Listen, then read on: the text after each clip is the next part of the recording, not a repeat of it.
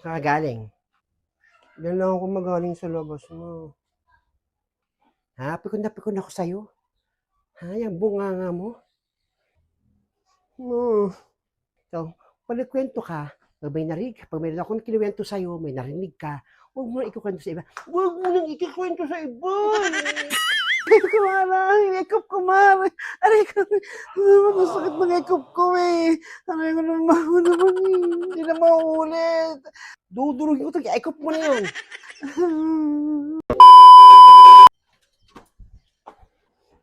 Ayan ma, alam na ni Aling Nena, na PM sa akin si Ninita. Napakadaldal nyo kasi. Di matikom yung bibig ninyo eh. Oo na, sorry na. Kasalanan ko na. Pero alam mo na, narinig ko si Emiliana, pati si Nena, na nag-uusap. Ito lang si Emiliana ang nagkwento kay Nena na hindi anak ni Blandina yung yung pinabinyagan na karaan. Ay naku, wala akong pakialam sa pinag-usapan nila Aling Emiliana. Basta chismosa pa rin kayo ang daldal nyo. Mapapahamak niyo po yung kaibigan ko eh. Kakadaldalan nyo eh. Sabing sorry na nga.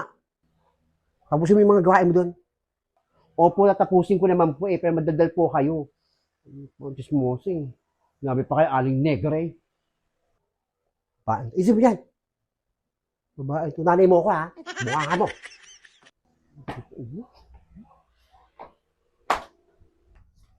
Hoy, Nita. Mamay ka nga sa akin. Wala ka ba talagang pinagkwentuhan ng mga narinig mo? Sa kwentuhan namin ni Tita Emiliana mo? Ma, wala talaga akong pinagkukwentuhan talaga, ma.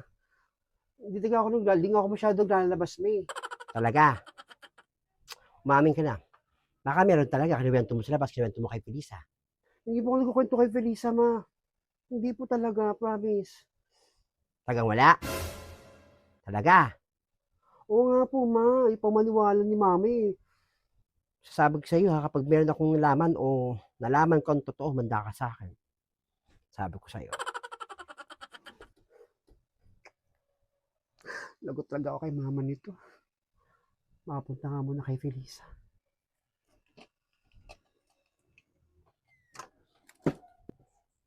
Punta lang kay Felisa, ma. May sabihin lang ako ha. Sige. Sandali lang po.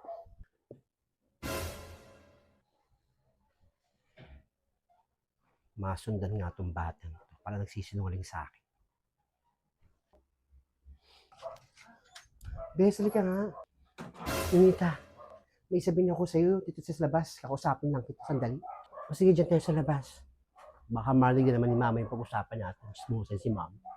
Diyan ako. Isa mo.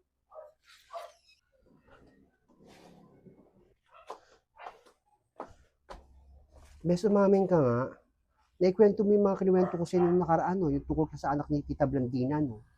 Naku, Ninita, oo. Pasensya ka na. Kiniwento ko kasi yung kay mami, yung sinabi mo. Eto naman si mama, dalahira yung bibig, madaldal. Kiniwento kay Aling Negra. Hindi ko na alam kung sino yung pinagkwentuhan ni mama. Sabi ko na, ikaw nagkwento eh. Pagpasensyahan mo na ako ha, daldal ko kasi. Sabi ko na eh, Ninite. Yung bunganga mo talaga, hindi mapagkakatiwalaan yan. Lahat sasabihin. Bunganga mo talaga. Ma, sorry ma. Aling Nena, huwag niyo pong pagalitan si Ninita. Ako po yung may kasalanan. Naku, nabuking na. Nagalit na to si Nena kay Ninita. Nena, huwag mo nang pagalitan yan si Ninita. Ang nagkwento talaga sa akin si Felisa kasi nagkwentuhan yung dalawang yan. Ako may kasalanan, kinuwento ko doon kay Negra. Hindi naman talaga yun si Ninitang nagkalat, ako na. Pagpasensyahan mo na yan si Ninita. Yung anak mo, akong pagalitan mo. Ikaw naman pa rin, ikaw naman pala may dahilan. Pero nagtatampo ako sa Nena. Ba't nagtatampo ka? May ganyan na palang chismis, hindi mo lang sinasabi sa akin. Halika na, sa tayo. Sila na nag-uusap. Halika na. Mama, halika na. Sila na nag-uusap. Ano ka ba naman? Kaya hindi ko kinukwento sa inyo kasi nga hindi pa confirm. Ano ka ba naman pa rin? Pero kahit na, Dapat kukwento mo pa rin sa akin kung may tiwala ka, nakakapagtampo ka. Huwag kang titignan mo yung tampo-tampo mo. Tsaka parang totoo naman yung kwento ni Ninita. Kasi kanina, narinig ko kayong dalawa ni Emiliano kakwentuhan. At sasabi yung tungkol dun sa anak ni Blandina. Kaya malamang totoo yun. Ikaw din pala may dalan kung bakit kumalat yung tignan mo talaga itong taong. Tampo siya. Hoy, paring! Paring! Kaibigan ko pa, tampo-tampo pa. Oh. Paala ka nga.